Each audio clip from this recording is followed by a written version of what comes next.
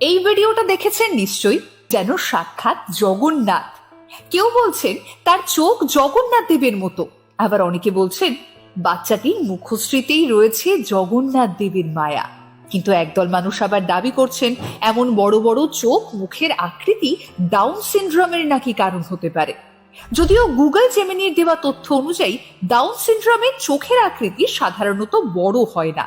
Gemini বলছে বাচ্চাটির শারীরিক গঠন, বিশেষ করে চোখ, সাধারণের চেয়ে আলাদা বা কোনো জেনেটিক কারণে এমনটা হতেই পারে।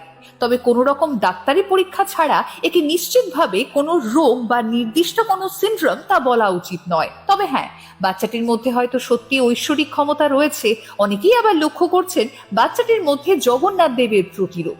তবে হ্যাঁ, যদি সত্যি সে অসুস্থ হয়ে থাকে কিংবা কোনো অন্য রোগে আক্রান্ত হয়ে থাকে, তবে জগন্নাথ দেবের কাছে প্রত্যেক সনাতনীর প্রার্থনা থাকবে একটাই, বাচ্চাটির সুস্থতা কামনা। জয় জগন্নাথ।